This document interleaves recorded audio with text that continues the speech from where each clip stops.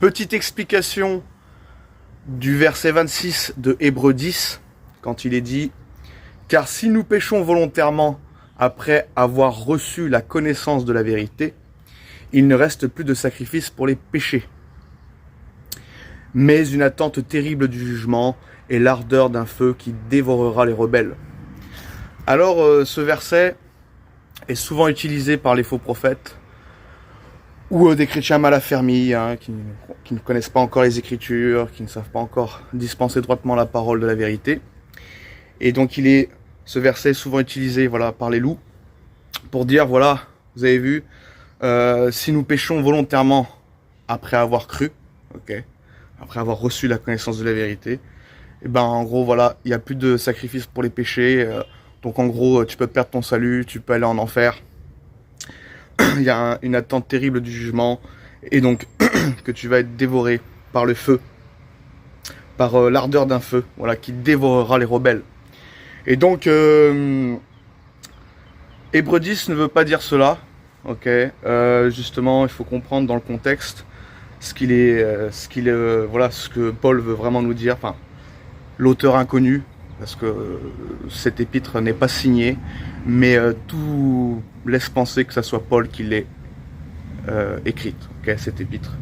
Et il y a certains commentateurs qui disent justement que Paul n'a pas voulu signer cette épître parce que il voulait s'adresser aux Hébreux, et comme il était haï de beaucoup de son peuple, il n'a pas voulu la signer de son nom, apparemment. Certains commentateurs disent ça, pour justement qu'ils puissent la lire, cette épître. C'est pour ça que c'est une épître destinée aux Hébreux, pour expliquer que Jésus n'est pas qu'un prophète, qu'il est aussi le Fils de Dieu, qu'il est au-dessus des anges quand on regarde toute l'épître, notamment dans Hébreux 1, Hébreux 3 aussi, pour dire que Jésus est vraiment le Messie tant attendu, et qu'il est Dieu, et donc pour qu'ils reconnaissent que Jésus est leur Messie. Donc ça c'était une petite parenthèse là-dessus. Donc ça serait sûrement l'apôtre Paul qui a écrit cette épître. Et d'ailleurs, tout laisse penser dans la façon comment c'est rédigé, tout laisse penser à que ce soit l'apôtre Paul. Le style littéraire, ces longues phrases, ces tournures de phrases assez incroyables d'ailleurs. Donc tout laisse penser que ce soit l'apôtre Paul. Enfin bref, c'était une petite parenthèse là-dessus. Donc nous allons rentrer dans le vif du sujet. Par rapport, on va démystifier ce verset pour vous prouver en fait qu'on ne peut pas perdre le salut, et que Paul parle justement d'un jugement terrestre. Et donc c'est parti. Alors si nous péchons volontairement après avoir reçu la connaissance de la vérité, il ne reste plus de sacrifice pour les péchés. Alors ce qu'il faut comprendre, c'est que Paul dit que Jésus est l'agneau expiatoire, et qu'il n'y a plus besoin maintenant de sacrifice. Bon, de toute façon, il explique aussi dans cette même épître que les sacrifices ne pouvaient pas ôter les péchés, mais il explique que c'est fini,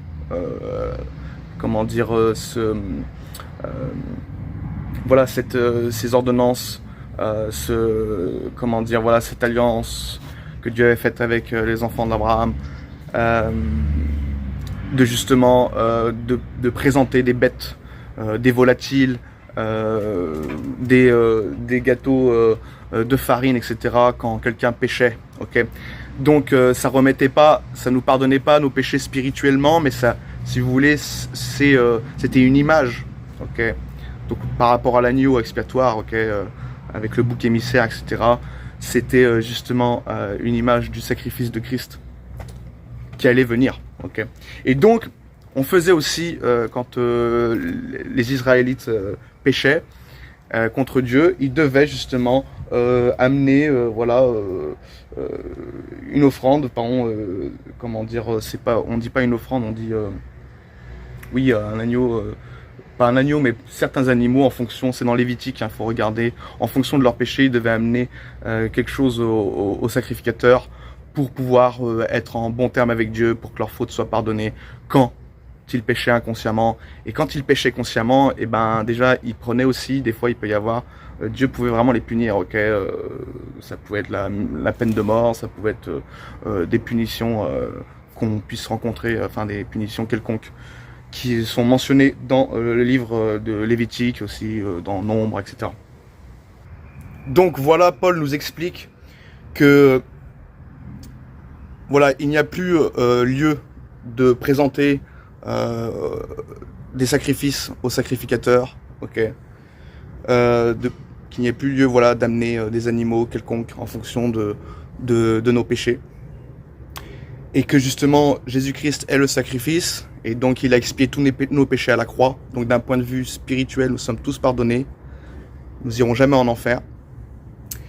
Mais il explique justement en cette épître que maintenant que nous sommes pardonnés, ceux qui ont cru, qui ont reçu la connaissance de la vérité, qui ont accepté la vérité, et donc il explique voilà que voilà, tous nos péchés ont été pardonnés, il n'y a plus de sacrifice à faire, mais il explique que si nous péchons volontairement, maintenant, ok, même si nous croyons au Seigneur Jésus, ok, que si nous péchons volontairement, eh ben, il y a des conséquences, et donc justement, notre Dieu est aussi un feu dévorant, comme il est écrit aussi, et donc que Dieu va vous punir, ok, qu'il va vous châtier, mais il parle pas du feu de la guêne, ok, donc c'est pas en rapport au feu de l'enfer, ok, c'est au rapport du jugement de Dieu envers son peuple, envers ses enfants, et qu'il est comme un Dieu, ok, comment dire, comme un feu, pardon. Voilà, c'est la sainteté de Dieu qui justement nous purifie, voilà, et il nous juge, il nous punit pour nous éprouver et pour qu'on puisse marcher droit, ok. Donc il n'est pas question du feu de l'enfer. Il parle, voilà, justement que voilà, il y a maintenant ce système de l'ancienne alliance, d'amener des animaux en fonction des péchés que le peuple commettait, c'est terminé. Et donc maintenant, c'est quoi? C'est voilà, une attente terrible du jugement et l'ardeur d'un feu qui dévorera les rebelles. Et on parle pas de l'enfer, c'est par rapport, voilà, au jugement terrestre, correctif de Dieu sur cette terre pour ses enfants. Et c'est ce que nous allons continuer à voir dans la suite de ce passage. Et donc on continue la lecture. Je vais le relire du verset 26. Car si nous péchons volontairement après avoir reçu la connaissance de la vérité, il ne reste plus de sacrifice pour les péchés. Donc voilà, c'est terminé. On ne va pas ramener des animaux, voilà, comme je viens de le dire tout à l'heure, aux sacrificateurs. C'est terminé. Mais une attente terrible du jugement et l'ardeur d'un feu qui dévorera les rebelles, voilà. Donc on risque d'être jugé physiquement sur cette terre. Et là il explique justement que déjà sous la loi de Moïse, on continue verset 28, il dit « Celui qui a violé la loi de Moïse meurt sans miséricorde sur la déposition de 2 ou 3 témoins. » Donc il explique voilà que déjà à la base, ceux qui étaient sauvés, même dans l'Ancien Testament, mouraient sans miséricorde, ok, par rapport à la loi de Moïse, sur la déposition de 2 ou 3 témoins. Et là il explique que c'est la même chose aujourd'hui, et même encore pire. Au verset 29, il dit « De quel pire châtiment pensez-vous que sera jugé digne celui qui aura foulé aux pieds le Fils de Dieu, qui aura tenu pour profane le sang de l'alliance par lequel il a été sanctifié, et qui aura outragé l'esprit de la grâce. » Et donc, voilà, il explique que toi qui es sauvé, voilà, tu as compris que Jésus est mort pour tes péchés, et que tu continues à pécher n'importe comment, etc. Je parle pas des péchés, des fois de chair, etc., nos addictions, j'en passe, ok, Dieu peut aussi t'amener en jugement pour ça, ok. Dieu juge en fonction de chacun, comment il est touché, comment il est attaqué dans sa chair, comment il est atteint dans sa chair. Voilà, chaque personne lutte avec des péchés différents. Voilà, il y en a qui sont plus sur la convoitise, il y en a qui c'est la gourmandise, il y en a c'est le mauvais caractère, mauvaise humeur, j'en sais rien. Enfin voilà, vous comprenez toutes ces choses-là, ou la médisance, etc., etc. Il y en a des centaines, ok, de péchés. Et donc chacun lutte différemment.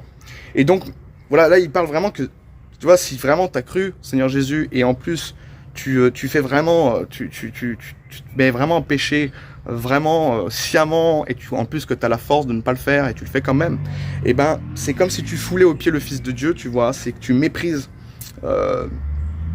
voilà, comment dire, tu tiens pour profane le sang de l'alliance par lequel tu as été sanctifié. C'est comme si tu outrageais l'esprit de la grâce, comme il est écrit d'ailleurs, n'attristez pas le Saint-Esprit de Dieu, par lequel vous avez été scellés pour le jour de la rédemption. Donc voilà, on ne doit pas, sous prétexte que nous sommes sauvés par grâce, justement, vivre dans le péché, ok. Même si tu vis dans le péché, tu restes sauvé, hein, je l'ai dit des dizaines de fois dans mes vidéos précédentes, mais tu risques d'être jugé, tu vois, et c'est pas quelque chose de bon à faire, ok. Dieu peut te punir sur cette terre. Donc voilà, il explique que sous la loi de Moïse, déjà, celui qui a violé la loi de Moïse sciemment mourrait sans miséricorde sur la déposition de 2 ou 3 témoins. Donc ça dépend quel péché qu'il commettait. Hein, c'est pas en volant que tu allais être mis à mort, ok. Mais si tu faisais par exemple, bon, quoique il y a des péchés par exemple, il y en a qui justement dans Nombre 15, il me semble, il y en a qui avaient ramassé des bouts de bois pendant le Shabbat et c'était vraiment une loi très forte, hein, le Shabbat. Et ben il a été mis à mort. Hein. Nous le voyons dans, il me semble, dans Nombre 15. Ouais, c'est Nombre 15, verset, ouais, on va lire du verset 30 à 36. Mais si quelqu'un, indigène ou étranger, agit la main levée, donc c'est-à-dire agit sciemment, il outrage l'Éternel, celui-là sera retranché du milieu de son peuple. Il a méprisé la parole de l'Éternel et il a violé son commandement. Celui-là sera retranché, il portera la peine de son iniquité. Donc des fois, il pouvait être excommunié tout simplement, mais des fois, ça peut aller jusqu'à la peine de mort. Et au verset 32, il est écrit « Comme les enfants d'Israël étaient dans le désert, on trouva un homme qui ramassait du bois le jour du Shabbat. Ceux qui l'avaient trouvé ramassant du bois l'amenèrent à Moïse, à Aaron et à toute l'assemblée. On le mit en prison, car ce qu'on devait lui faire n'avait pas été déclaré. L'Éternel dit à Moïse, cet homme sera puni de mort. Toute l'assemblée le lapidera hors du camp. Toute l'assemblée le fit sortir du camp et le lapida, et il mourut, comme l'Éternel l'avait ordonné à Moïse. Donc voilà, Paul il nous explique que déjà, sous la loi de Moïse, eh ben, quand tu péchais sciemment, cet homme était sûrement sauvé s'il croyait en l'Éternel, mais il a agi la main levée, il a outragé le Seigneur, il a méprisé ses commandements, et donc il a été mis à mort. Tu vois. En plus, il n'était même pas repenti, ça se trouve, et donc peut-être que c'est pour ça qu'ils ont décidé qu'il soit condamné. Voilà, que c'est Dieu qui a décidé qu'il soit condamné. Ok. Donc voilà, il explique que celui qui a violé la loi de Moïse meurt sans miséricorde sur la déposition de 2 ou 3 témoins. De quel pire châtiment pensez-vous que sera jugé digne celui qui aura foulé aux pieds le Fils de Dieu? Donc c'est pareil, c'est comme mépriser le sacrifice de Christ à la croix. Ça veut dire que tu crois au Seigneur Jésus, mais tu sais que tu es sauvé, mais tu agis quand même. Comment dire, tu transgresses la loi sciemment et vraiment à fond, etc. Ben, c'est comme si tu foulais aux pieds le Fils de Dieu. C'est comme si tu tenais pour profane le sang de l'alliance par lequel tu as été sanctifié. Okay, ça veut dire que cette personne est sauvée, tu vois, dans Hébreux 10, ça prouve bien que cette personne est sauvée parce qu'il a été sanctifié par le sang de l'alliance et parce qu'il a cru, et donc il a été sanctifié. Mais voilà, il sera jugé digne d'un châtiment aussi sévère, voire pire. C'est ce que Paul nous explique dans l'Épître aux Hébreux. Enfin, en tout cas, l'auteur inconnu, c'est ce qu'il nous explique. Et donc voilà, qui aura tenu pour profane le sang de l'alliance par lequel il a été sanctifié et qui aura outragé l'esprit de la grâce. C'est comme quand il est dit quoi donc pécherions-nous parce que nous sommes sous la grâce et non sous la loi. Ok. Donc c'est outrager l'esprit de la grâce. Ok. C'est outrager Dieu en péchant sciemment. Même si tu sais que tu es sauvé, ben voilà, faut pas le faire. Tu outrages l'esprit de Dieu. Ok. Et donc, voilà, Paul nous explique qu'il y a des conséquences. Et donc, tu peux être jugé sévèrement. Et, tu peux avoir des terribles jugements et l'ardeur d'un feu qui va dévorer, voilà, ceux qui se rebellent. Okay. Et donc, on ne parle pas de ceux qui ne croient pas. Donc, on ne parle pas des gens qui ne sont pas sauvés. On parle vraiment des gens qui sont sauvés et qui vont tomber entre les mains de Dieu. Parce qu'il est écrit encore dans la suite du verset. Car nous connaissons celui qui a dit, à moi la vengeance, à moi la rétribution. Et encore, le Seigneur jugera son peuple. C'est une chose terrible que de tomber entre les mains du Dieu vivant. Et donc, on voit bien que Dieu peut vraiment nous juger d'un terrible jugement, vraiment comme l'ardeur d'un feu qui va dévorer les rebelles, parce qu'il est écrit, le Seigneur jugera son peuple, et son peuple, ce sont des gens sauvés. Okay. Ce sont les enfants de Dieu. Tous les enfants de Dieu, tous ceux qui croient au Seigneur Jésus-Christ sont le peuple de Dieu.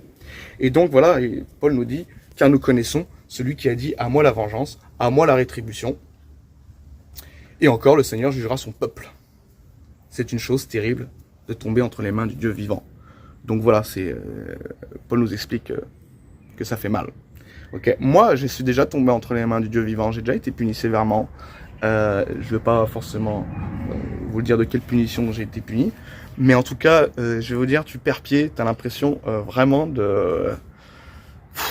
T'as peur, quoi. Ok, tu flippes et je vais te dire, t'es mal, quoi. Ça fait vraiment très mal, quoi. Quand Dieu il frappe, alors il est lent à la colère, riche en bonté, en miséricorde, mais quand les limites sont dépassées et que ça tombe, c'est incroyable de tomber entre les mains du Dieu vivant, ça je vous le dis.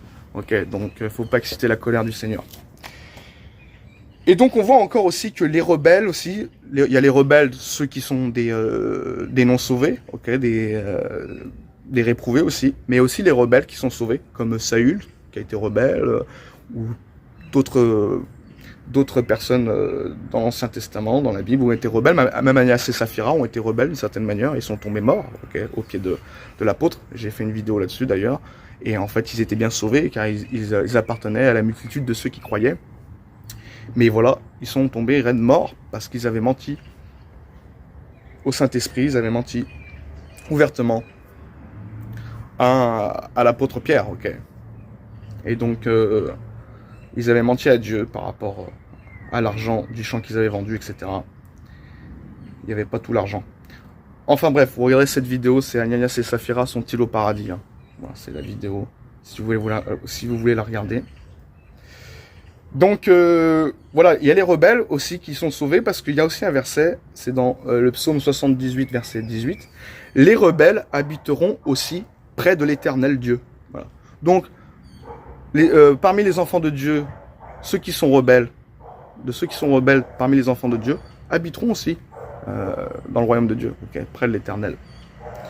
Donc voilà, rebelles, c'est pas toujours... C'est pour ça qu'il faut toujours étudier selon le contexte, quand... dans les psaumes, on parle des méchants, donc des pervers, des réprouvés, ou quand on parle simplement des gens qui sont sauvés, mais qui se rebellent au commandement de Dieu. Et Dieu envoie des jugements, ok. Parce que, voilà, parmi tous ceux quand Dieu envoie des jugements, c'est pas forcément qu'ils sont pas sauvés. C'est qu'ils sont sauvés aussi, mais ils ne respectent pas les commandements. Et donc, ils tombent sous les jugements de Dieu. Et voilà, parce que notre Dieu est aussi un feu dévorant. Donc quand on dit l'ardeur d'un feu qui dévorera les rebelles, ben c'est pareil. Il est écrit dans Hébreux 12, verset 28. C'est pourquoi, en recevant un royaume inébranlable, montrons notre reconnaissance en rendant à Dieu un culte qui lui soit agréable, avec piété et avec crainte, car notre Dieu est aussi un feu dévorant. Voilà. Donc notre Dieu est aussi un feu dévorant pour son peuple. Le Seigneur jugera son peuple. Ok.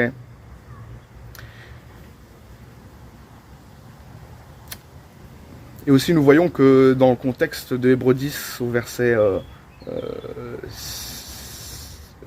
16, au verset 19, il les appelle ainsi donc frères. Voilà, il parle que c'est bien des frères, donc des gens qui sont sauvés. Bon, ça c'est un argument de plus. Mais voilà, donc Hébreux 10 ne parle pas qu'on peut perdre le salut une fois que nous péchons volontairement, après avoir reçu la vérité, reçu la connaissance de la vérité. Il ne parle pas qu'on peut perdre le salut, mais il parle qu'on peut être jugé sévèrement, comme l'ardeur d'un feu qui dévore ceux qui se rebellent au commandement de Dieu, et donc qui outrage l'esprit de la grâce, qui profane le sang de l'alliance, c'est-à-dire qui se mettent à vivre une vie non conforme malgré qu'ils soient sauvés. Et voilà, c'est ça, tu peux attirer la colère de Dieu. Mais il reste sauvé, parce qu'il est dit par lequel qui aura tenu pour profane le sang de l'alliance, par lequel il a été sanctifié. Okay, donc il est sauvé. Okay. Son âme a été sanctifiée.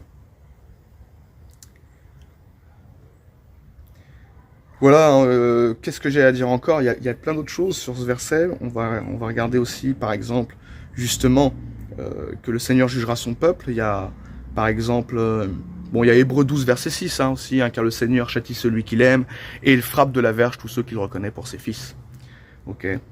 Nous voyons aussi dans 1 Pierre 4, versets 15 à 19, je lis: Que nul de vous, en effet, ne souffre comme meurtrier, ou voleur, ou malfaiteur, ou comme s'ingérant dans les affaires d'autrui. Mais si quelqu'un souffre comme chrétien, qu'il n'en ait point honte, et que plutôt il glorifie Dieu à cause de ce nom. Car c'est le moment où le jugement va commencer par la maison de Dieu. Or, si c'est par nous qu'il commence, quelle sera la fin de ceux qui n'obéissent pas à l'évangile de Dieu? Et si le juste se sauve avec peine, que deviendront l'impie et le pécheur? Ainsi que ceux qui souffrent selon la volonté de Dieu remettent leurs âmes au fidèle Créateur en faisant ce qui est bien. Donc l'apôtre Pierre nous explique que le jugement commence déjà par la maison de Dieu, que voilà, les impies, donc ceux qui n'obéissent pas à l'évangile, c'est-à-dire ceux qui n'ont pas cru, qui ne sont pas soumis à l'évangile, qui n'ont pas cru au Seigneur Jésus-Christ, il leur dit quelle sera leur fin déjà. Eux, ils vont aller en enfer, ok. Et donc si nous, en tant qu'enfants de Dieu, nous sommes sauvés, nous marchons pas droit, nous mettons pas à bien les commandements, et ben Dieu va nous juger sur cette terre, ok. Le jugement commence déjà par ceux qui ont cru, ok. Dieu va déjà les châtier sur cette terre, et même quand l'antéchrist apparaîtra, je veux dire, il y en a qui vont peut-être souffrir plus que d'autres parmi les chrétiens parce que ils auront moins servi Dieu ou ils sont ils sont plus vécu une vie mondaine et moins respecté les commandements, etc. Et donc peut-être que Dieu leur réserve une fin peut-être terrible et peut-être à d'autres moins parce qu'ils ont servi plus Dieu. Et donc le jugement va commencer par la maison de Dieu, ok. Et donc on est châtié déjà sur cette terre et donc ceux qui n'ont pas cru, vous imaginez ce qui leur arrive, eux, ils vont aller carrément en enfer. Okay. Ils vont périr aussi sur cette terre, Dieu va les maudire, et en plus de ça, ils vont aller en enfer. Dieu va, pour nous, les enfants de Dieu, il nous punira, mais on ne peut pas aller en enfer, ok, parce que Jésus a payé pour tous nos péchés. Et donc voilà, c'est aussi le verset 10, donc, quand il dit, voilà, quelle sera la fin de ceux qui n'obéissent pas à l'évangile de Dieu, ça ne veut pas dire qu'il faut obéir au commandement pour être sauvé. Okay. Certaines personnes pourraient utiliser ce verset pour dire, tu vois, il faut obéir à l'évangile dans le sens il faut vivre une vie conforme à l'évangile pour être sauvé. Non, là quand il dit ça, c'est le fait de se soumettre à l'évangile de Dieu, ok. C'est-à-dire de croire au Seigneur Jésus-Christ. Voilà. Je ferai aussi une vidéo sur ce verset parce qu'il y a d'autres versets aussi qui parlent de ça, qui expliquent très clairement qu'il suffit de croire en Jésus pour être sauvé. Et qui ne parlent pas de se soumettre dans le sens où il faut respecter les commandements de Dieu, de vivre conformément à l'évangile, selon l'évangile pour être sauvé. Ok, c'est pas vrai, nous sommes sauvés par la foi seule, sans les œuvres de la loi. C'est écrit moult fois dans la parole. Donc voilà, quelle sera la fin de ceux qui n'obéissent pas à l'évangile de Dieu? Ça veut dire, voilà, ceux qui n'ont pas cru, bah, eux, ils vont aller en enfer. Et donc le jugement va commencer par la maison de Dieu. Donc ceux qui ont cru, ben, déjà, ils vont payer sur cette terre. Et donc ceux qui n'ont pas cru, vous imaginez, ils vont carrément aller en enfer. Et le verset 18, il dit, et si le juste se sauve avec peine, que deviendront l'impie et le pécheur? Voilà.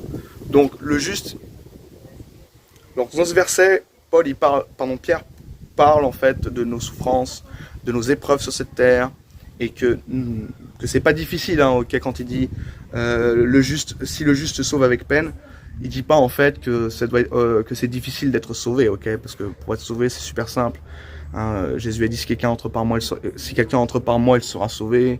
Que celui qui a soif vienne et qu'il boive, ok. C'est comme boire un verre d'eau, c'est comme manger un bout de pain, c'est comme entrer par une porte. Le salut est simple. Si tu as cru au Seigneur Jésus, tu as la vie éternelle.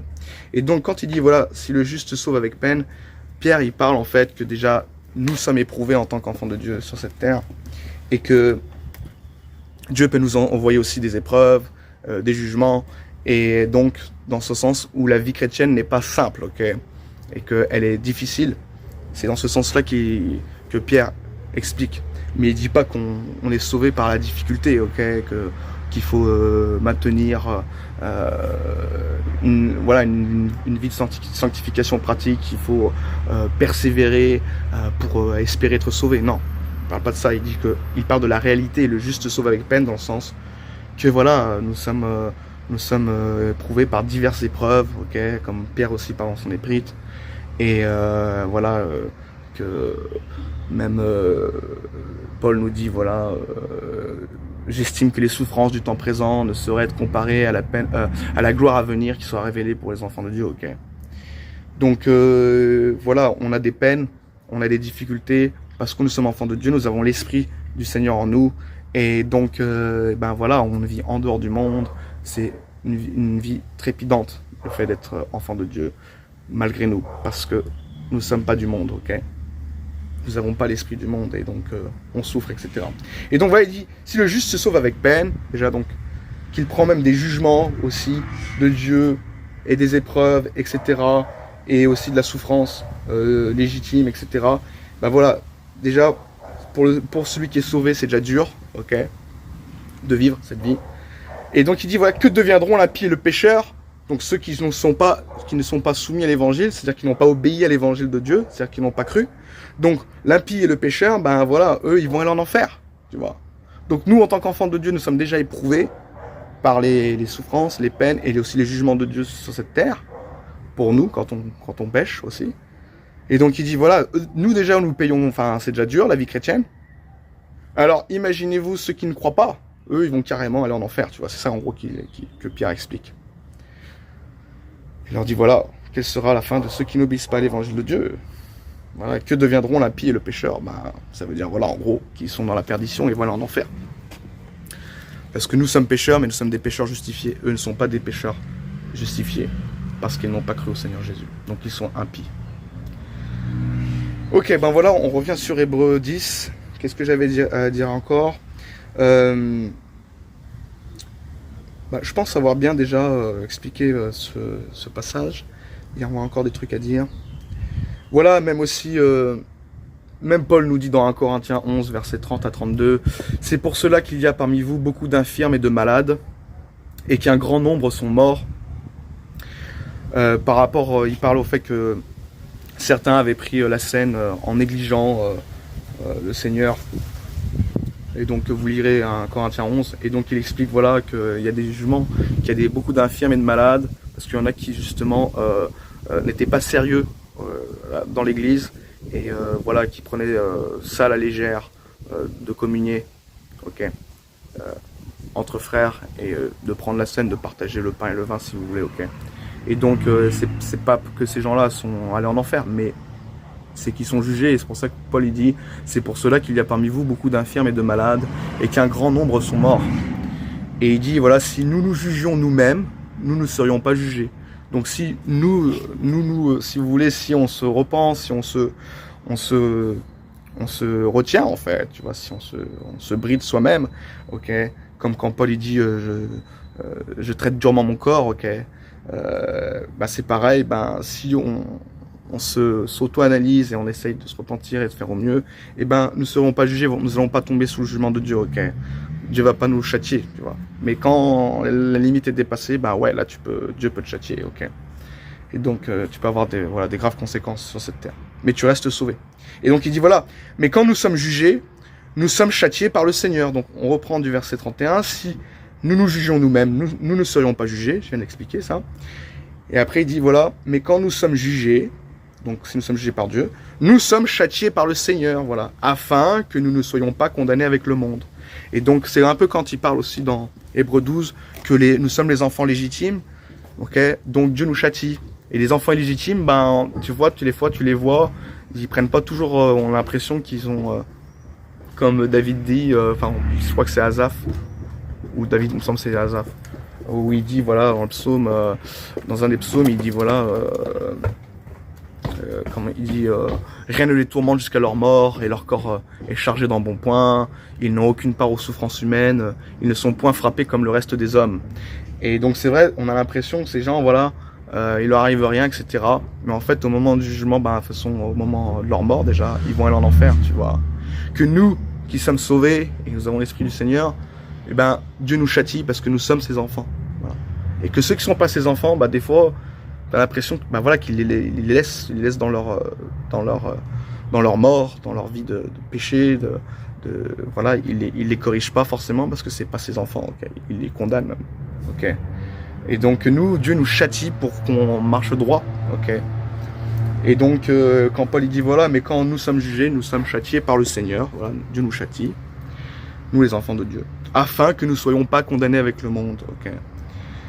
Donc voilà aussi pour éviter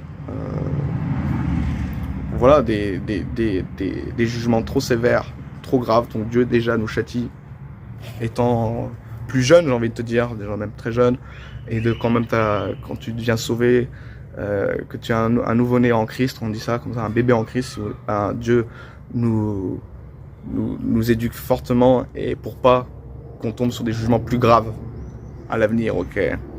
Et je sais que moi, au début de ma conversion, donc au moment où j'ai cru, hein, à l'âge de mes 19 ans, j'en ai bavé un peu parce que voilà, tu te convertis, t'es pas du monde, etc. Et Dieu t'enlève certaines choses, même si on a la liberté en Christ, etc.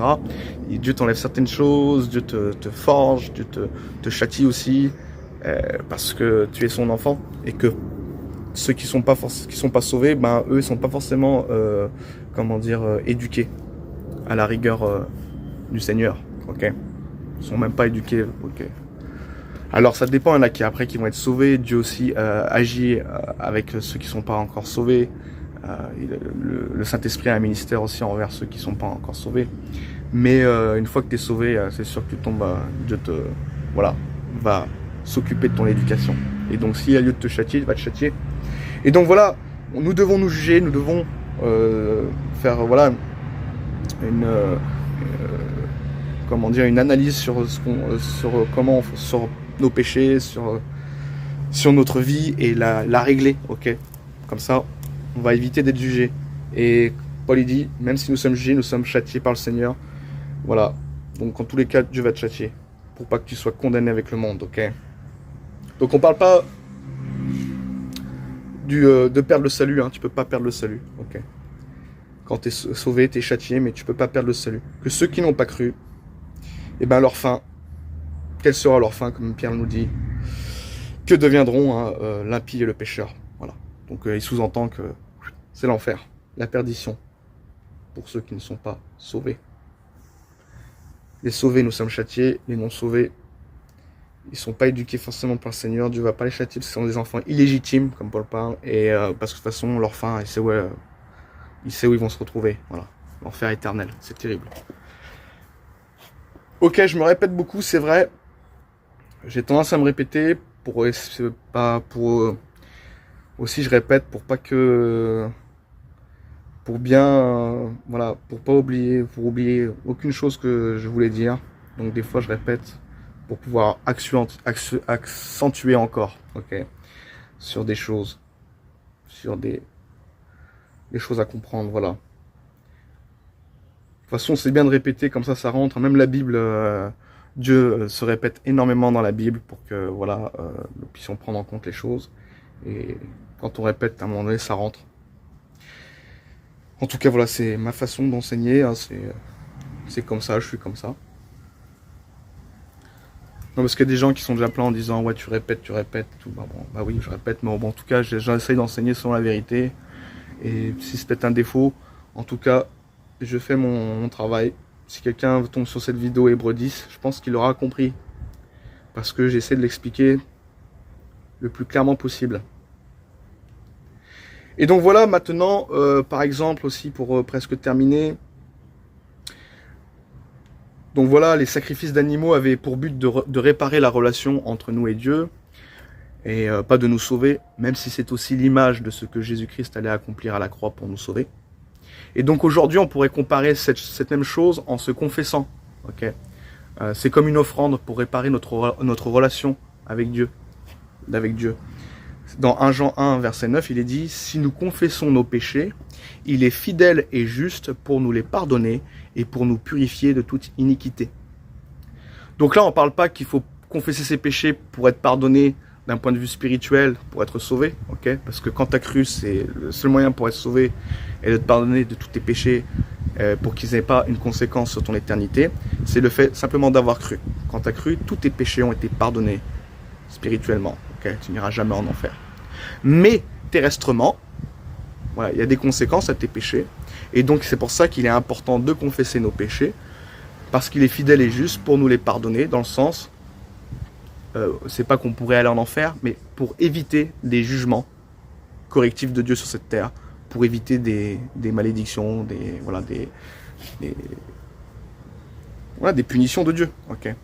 Donc confesser ses péchés pour qu'ils soient pardonnés et pour nous purifier de toute iniquité, on ne parle pas d'un point de vue spirituel, on parle simplement terrestrement. Okay. Je suis sauvé, je prends même cet exemple, okay. Je suis devenu enfant de Dieu par la foi, hein, okay. Donc je ne pourrai jamais perdre le statut d'enfant de Dieu. Okay. Donc c'est comme un père envers ses enfants. Okay.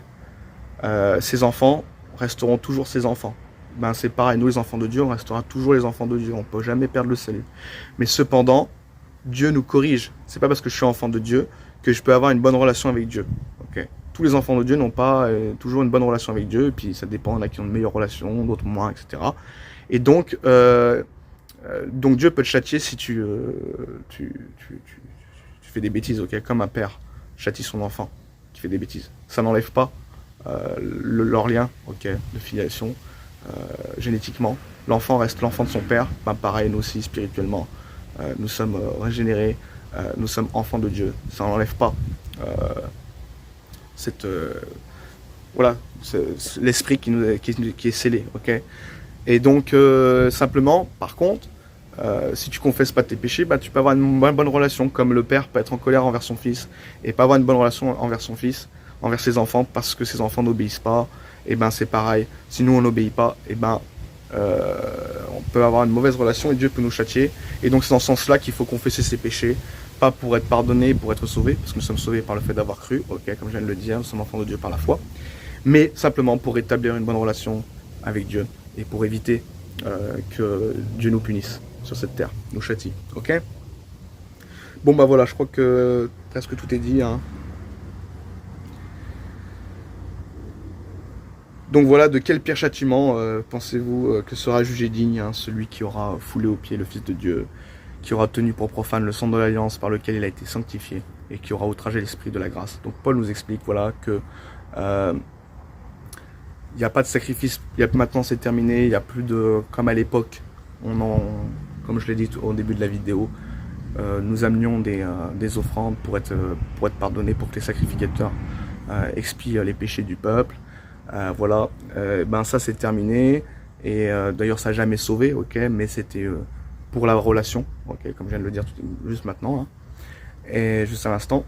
Et donc Paul nous explique, voilà, que c'est terminé, et donc que maintenant c'est voilà, c'est pareil, c'est la même chose. Nous serons châtiés si on pêche volontairement. Donc nous qui sommes sauvés, le sacrifice a été fait à la croix, Jésus est mort pour nos péchés. Donc si on continue voilà, à vivre selon le monde, à faire n'importe quoi, nous restons sauvés, mais Dieu va nous châtier. Et donc on outrage l'esprit de la grâce. Voilà, nous profanons, comment dire, le sang de l'alliance par lequel nous avons été sanctifiés, ok. C'est comme si tu disais, voilà, ben ouais, je suis sauvé, amen, j'ai cru en toi, mais bon, je vais pas marcher selon tes voies, je m'en fous complètement, je vais t'ignorer, je vais mépriser tes lois. Ben là, tu vas tomber sous le jugement de Dieu, mon pote. Tu vas sauver, mais Dieu va te frapper. Donc c'est ce que Paul parle dans Hébreux 10, voilà. Le Seigneur jugera son peuple. C'est une chose terrible que de tomber entre les mains du Dieu vivant. Et donc voilà, il dit voilà que maintenant, les sacrifices c'est terminé. À l'époque, c'est ça qu'on faisait. Les Israélites amenaient des volatiles, des gâteaux de farine, de blé, etc. Toutes sortes de pains cuits, des gâteaux cuits, etc. Des agneaux, des petits bétails, des menus bétails, des gros bétails en fonction des péchés, etc.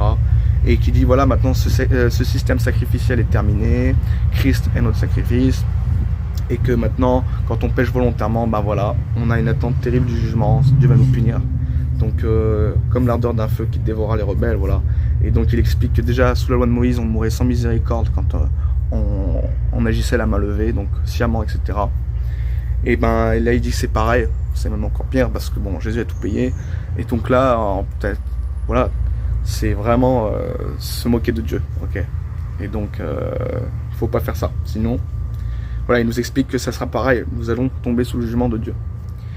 Donc voilà, rien à voir avec le salut, on ne peut pas perdre le salut. Là, il ne parle pas que des gens puissent perdre le salut après avoir reçu la connaissance de la vérité. Voilà, il ne dit pas que on peut perdre le salut, il dit simplement qu'il n'y a plus de sacrifice comme à l'époque dans l'Ancien Testament, où les Israélites amenaient au sacrificateur pour expier leur péché, dans le sens pour qu'ils soient en règle avec Dieu.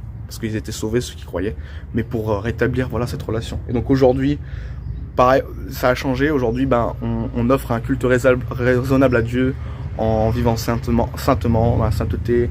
C'est comme ça qu'on peut rester en bon terme avec Dieu. Et donc, c'est aussi confesser nos péchés, c'est comme voilà, comme amener à l'époque, voilà, un sacrifice au sacrificateur, ok, sacrifice d'expiation.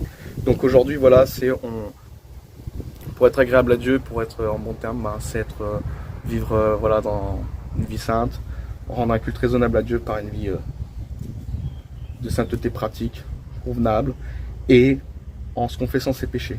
Si on le fait pas, on reste sauvé, ok.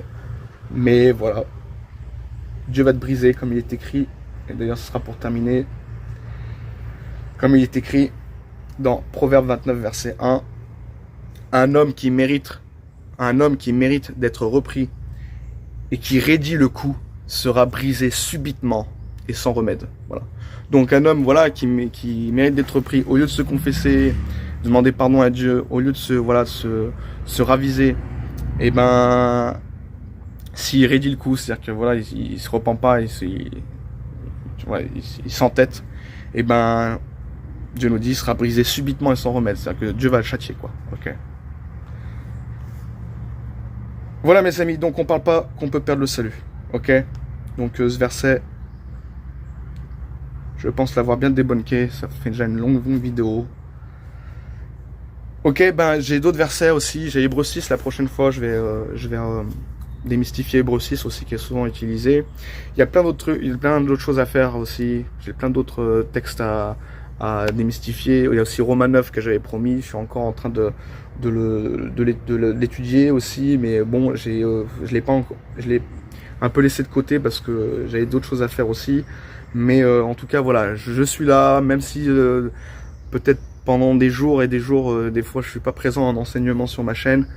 Voilà, de temps en temps, je vous envoie quand même des vidéos aussi marrantes, ok, des vidéos comiques sur les faux prophètes, ou des vidéos, voilà, comme ça, en attendant. Mais en tout cas, voilà, c'est pour dire je suis là et je vais continuer, il n'y a pas de raison.